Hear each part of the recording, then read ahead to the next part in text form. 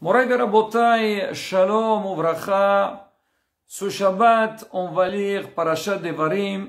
On va commencer le 5e livre de la Torah.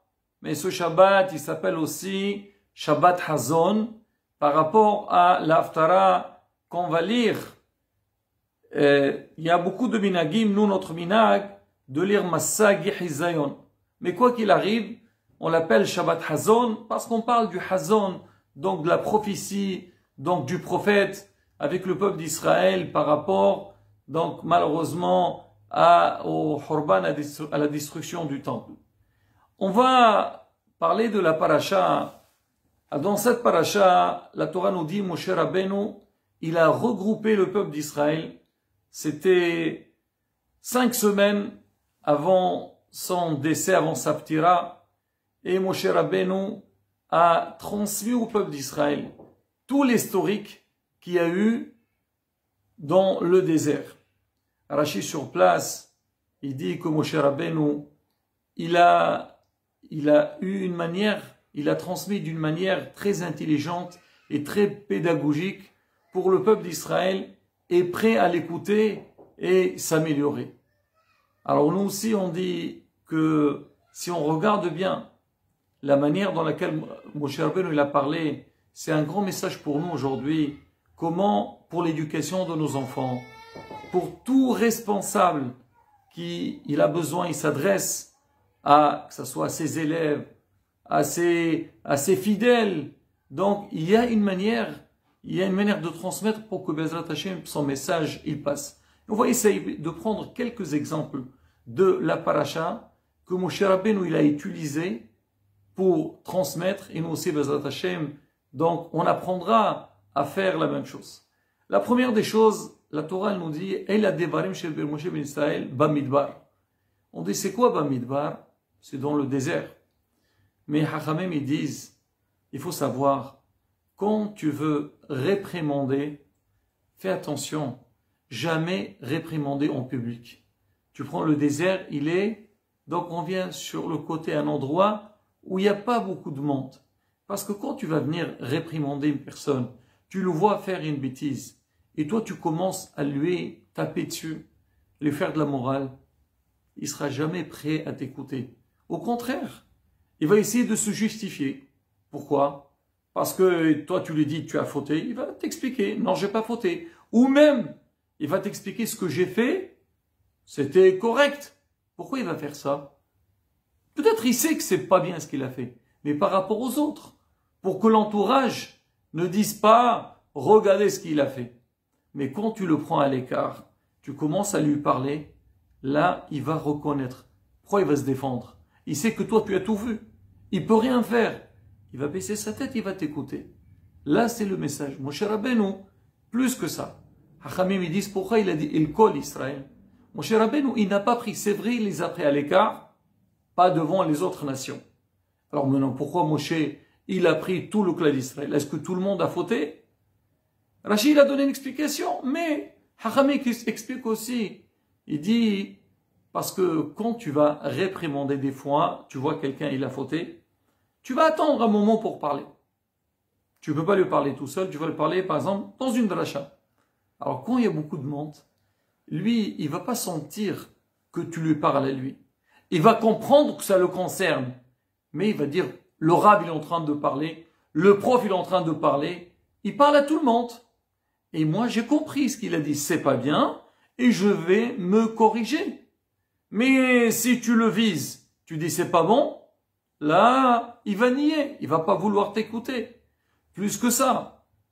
Alors quand tu vas parler, ne parle pas, donc tu dis, vous avez fait, ou toi tu as fait, dis, nous, on s'est trompé, on a besoin de nous corriger, on doit nous améliorer, s'inclure avec les autres.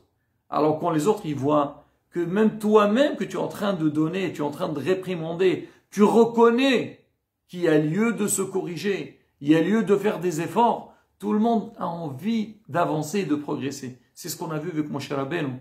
Moshe Rabbeinu, quand il parle avec le peuple d'Israël, qu'est-ce qu'il dit? Ou Hashem hit'anef bi les morts.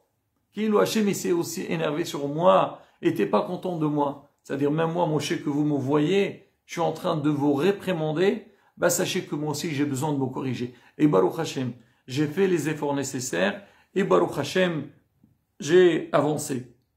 Deuxième point qui est très important, quand tu veux réprimander, il faut que toi, tu sois calme déjà. Et aussi celui qui tu vas lui faire un reproche, il faut aussi qu'il soit dans un état qui est calme pour qu'il puisse t'écouter. Comme il le dit le Pirkei Avot, il faut jamais parler avec quelqu'un quand il est énervé. Parce que quand tu vas lui parler, tout de suite il va te rejeter. Il supporte personne. Laisse-le se calmer. Déjà pour toi, quand tu vas parler, quand tu vas te calmer, tu sais que ton message, il va bien passer.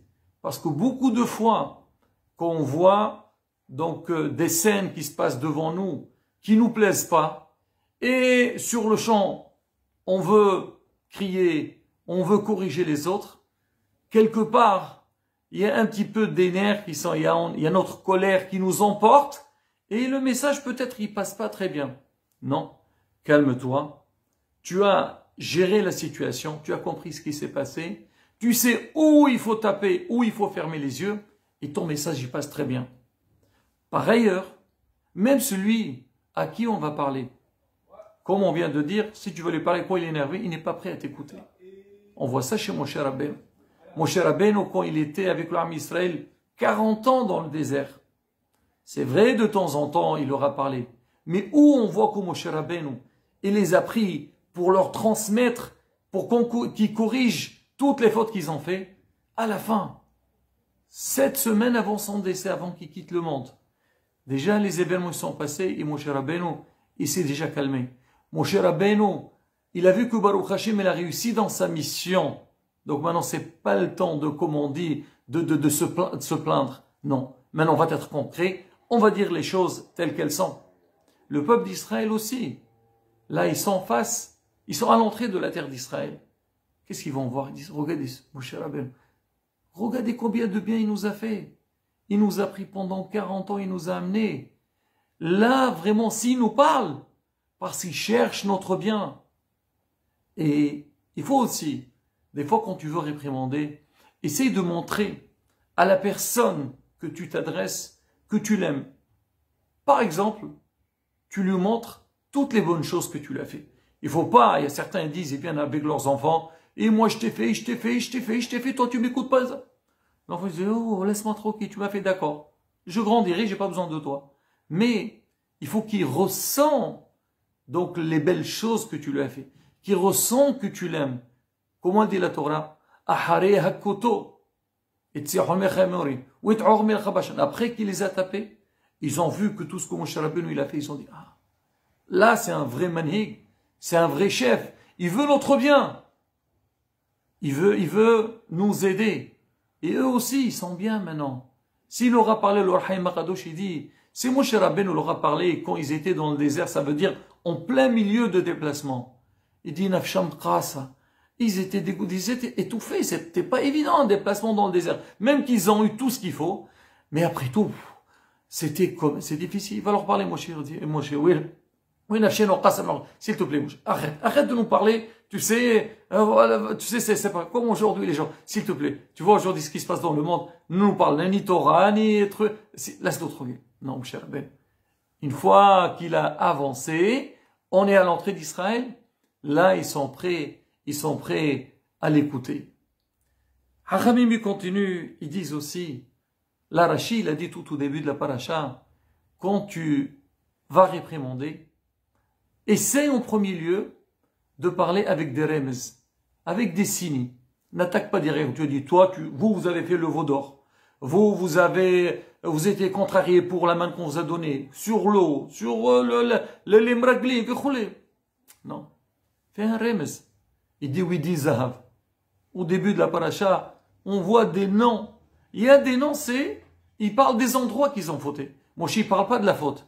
Il fait signe à l'endroit qui a eu la faute. Moi, je dis le signe, toi, tu vas comprendre. Oui, il y a eu telle et telle chose. Ou tu fais signe. On m'a dit, eux, ils sont intelligents, ils sont hacham.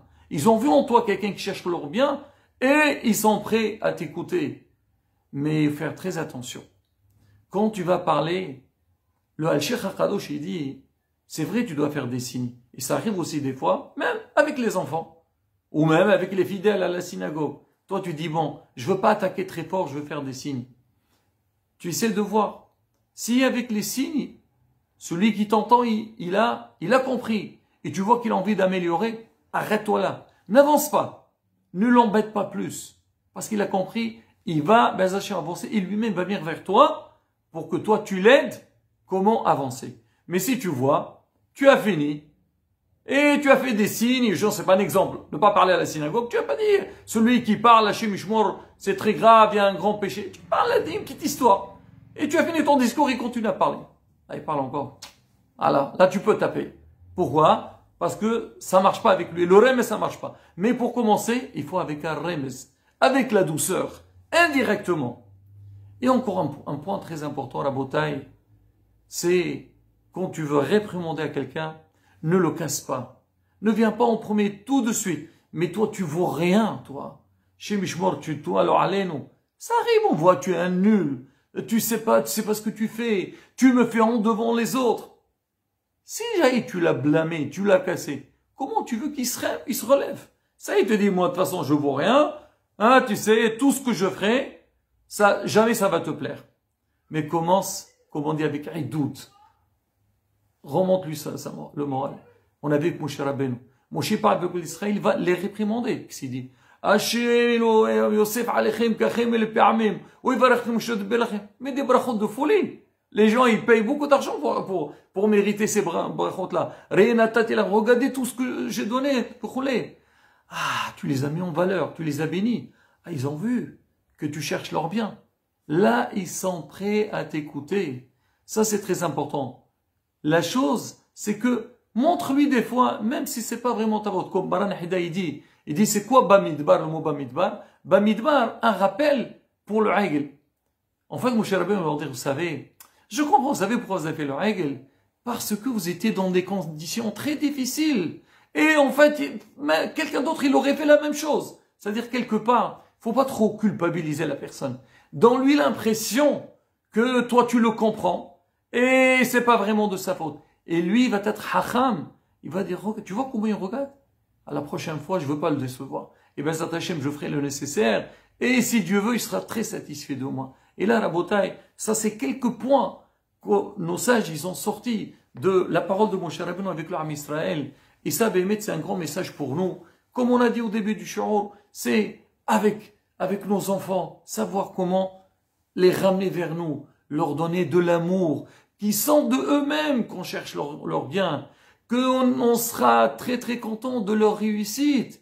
Et même des fois, quand ils ont fauté, pas tout de suite taper. Essaye, allez, viens, on va essayer une autre fois. Et bien, Zrat Hashem, quand on va dans ce sens-là, on fait les efforts nécessaires. On essaie de nous mettre dans des conditions que l'homme, il a envie d'avancer, de progresser. On verra, Bezrat Hashem, une grande réussite. Et Ratson, que Yashem Azan qu'on puisse, comme on a dit, nous améliorer, progresser dans Avoda ben Adam, Lamakom, Viniski la Goula Shlema b'mira b'yamenu.